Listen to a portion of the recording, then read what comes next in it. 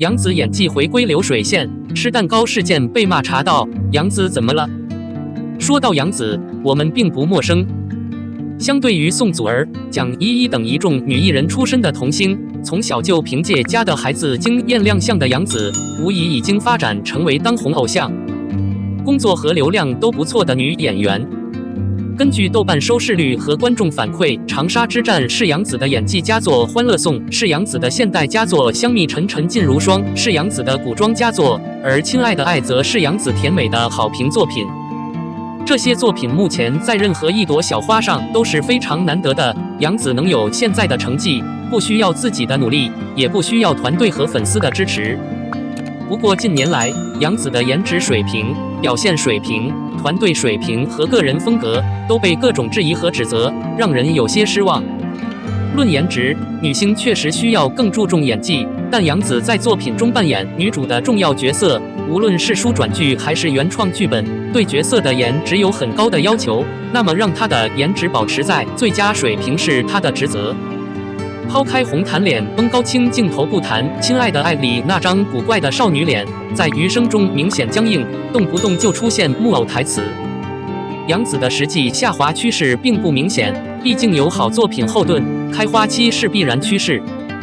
然而，都市治愈剧女心理学家的出现，打破了观众对杨紫的过滤。明明是夸杨紫在开播前敢于挑战小众题材的局面，开播后急转直下，在人气评分的豆瓣上只有5.1分，连一部合格的剧都算不上。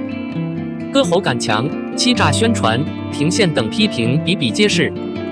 同期，反观其中一部单元剧的张若楠，却因截取演出片段而受到营销机构的高度赞扬。观众们不仅开始质疑杨紫和她的团队选剧本的能力，也开始对杨紫的演技感到失望，纷纷表示她现在只能靠剧本创作爆款了吗？无处。这些负面评论似乎无处不在，但实际上他们有据可查。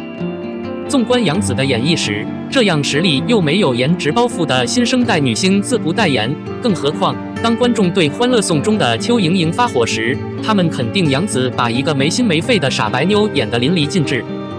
但是看余生，请多教我中的林志君，看到没有身体表演的大提琴，连指法都很难弄好，真是令人震惊。青云志和香蜜灰烬如霜的表现是出乎意料的程度，但恰恰相反，在大众期待已久的沉香如粉中，浮夸的套路怒时大怒、惊时小怒的演技随处可见，逐渐被大众抛弃的丧风仙女装在杨家也难复活。那个逐渐被大众抛弃的不是杨紫重生。在团队管理方面，她的公关和粉丝管理能力呈现出疲态，这在著名狗子队张小涵曾报道过的杨紫与刘雪怡的吃蛋糕事件中体现得淋漓尽致。狗子队声称拍到刘雪怡和杨紫一起过生日。从视频来看，似乎杨紫这里的男女界限已经失效了。狗子队称，视频中杨紫和刘雪怡同台竞技。此外，狗子队还拍到刘雪怡去杨紫家过夜，2点多不出来。刘雪怡身上有绯闻与杨紫有亲密动作，双方坦言只是朋友，但面对近实锤视频，杨紫团队否认吃了同一块蛋糕，却没有证据。粉丝辩解说杨紫只是心胸宽广，此举无伤大雅。食客群回击杨紫粉丝的双重标准及绿茶行为在日常生活中。双方激战之下，杨紫的前任秦俊杰和张雪莹被牵扯到当年的海鲜汤事件中，场面太过相似，让人不禁讥讽这就是天道。同年8月11日，杨紫秒删微博，宣布与秦俊杰分手。然后张雪莹因为和秦俊杰一起喝了一碗海鲜汤而被骂。她还在综艺节目中发表了梦想宣言，按照她对演员的推算，最先吃亏的是张雪莹。杨紫在节目中的公开表态引起了舆论的一些混乱。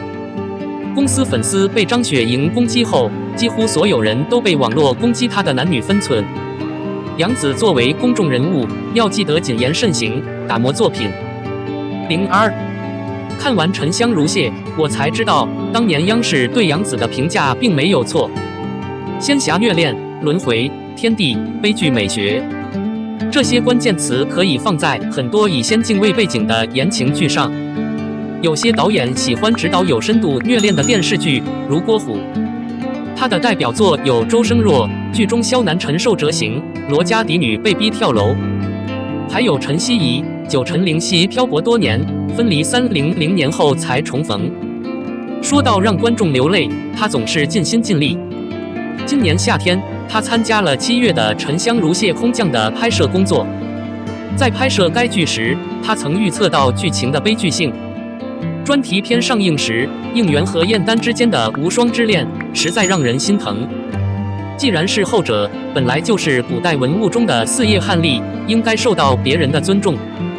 结果，小仙女们在背后议论纷纷，连最亲近的姐姐也渐渐心生不满。被陷害后，皇帝为了救她，挖出了一半的心血，把自己冷冷地送到了天星台。燕丹天真幼稚，总是只为别人做事。从燕丹小时候就可以看出，她为自己的妹妹出头，毫不犹豫地与皇帝顶撞。在她看来，保护妹妹花石是她生命中最重要的人。所以，当她发现妹妹是双生子中最弱的一个，她就有意识地隐藏了自己的实力，让妹妹自信地登上高位，自己则成为一个幸福的小仙女。陪同她的是仙主姐姐，她的好朋友陆明、老顽童北冥仙君，还有后来变了形的于墨。燕丹本来可以过着无忧无虑的生活，但因为日光灯的唆使得她的妹妹与她发生了争吵，而她还是没有及时发现。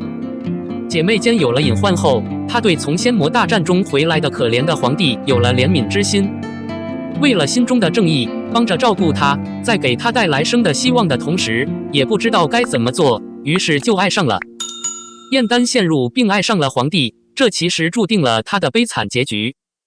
跳下巫桥，渡过夜郎河，再回到凡间，燕丹忘记了自己的过去，成为一个可爱的小妖精。在山上的日子是他一生中最快乐的日子，但唐周的到来让燕丹一步步接近尘封的记忆。当回忆来临时，燕丹只剩下痛苦。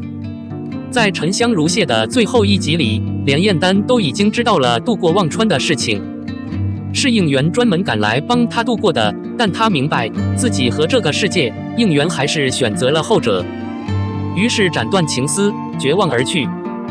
看完前半部分，燕丹这个人物站了起来。乍一看，她是一个纯洁迷人的女孩，但经过多次折磨，她已经变了。这个冲动的女孩在吴桥上就逼着应援承认自己爱她。她已经变成了一位经验丰富的女士，她意识到崇拜并不是最重要的，并且可以让自己投入其中。在接任严丹一职之前，杨紫就曾因工作同质化严重而备受争议。很多人都觉得严丹的性格配置应该和锦觅差别不大，并且杨紫利用自己的演技将2份工作分开。央视很久以前就评价过，好像一点都不可怕。央视评价杨紫眉眼含笑，不骄不躁，严丹有个性。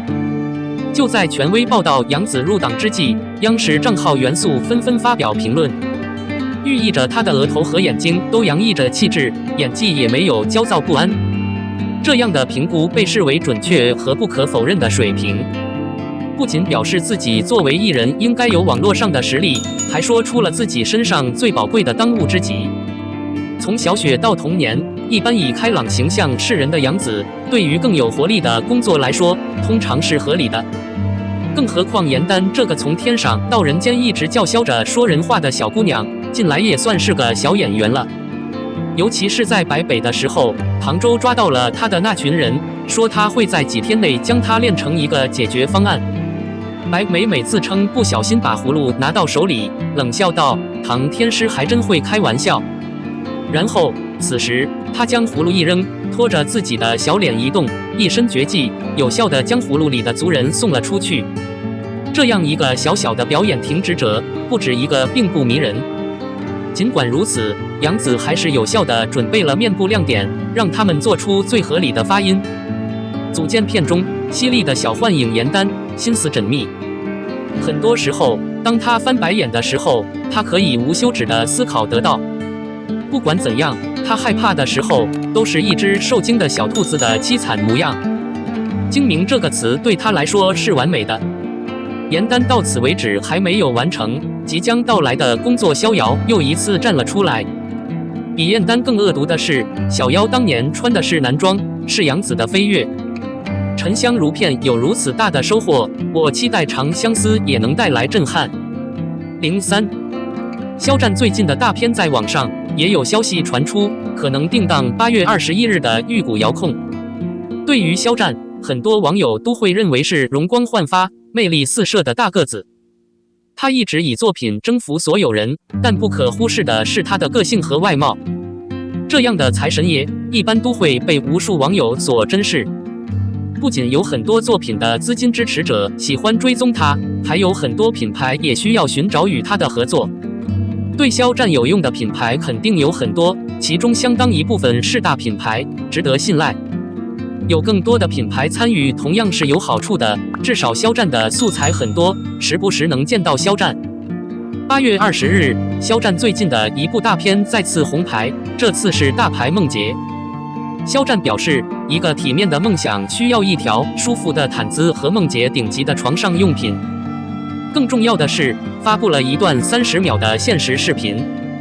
视频中，肖战身着棕色缝制毛衣现身，俊俏的容颜丝毫未变。梦想从安详入睡开始，他的声音仿佛整个世界都安静了下来，只剩下安静和温暖。并且可以看出，这位摄影艺术家的拍摄能力很强，360度无死角的自拍，将肖战的美貌展现得淋漓尽致。而这段限时视频也太华丽了。由于肖战的颜值太高，短短几个小时，这个视频的浏览量就突破了1000万。我需要感觉到肖战的普遍性其实太高了。此外，评论区的网友们也纷纷表达了想要盖上小毯子，幻想与肖战相遇的愿望。也有网友表示要和肖战一起做个美梦，开始另一段幻想。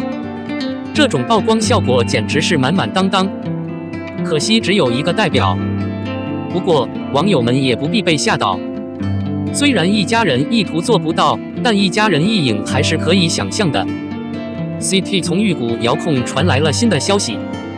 8月20日，网上爆料肖战出演的穿搭节目《玉骨遥控》将于8月21日播出。他异常肯定地说，准确率基本上是99.98%。换句话说，他几乎是100%确定的。看到这个消息后，无数网友都有些疑惑，也有些意外。考虑到所有事情，这并不是首先考虑到这样的事情。我们没完没了的停顿，却没有为大家的时间按影幕师坐稳。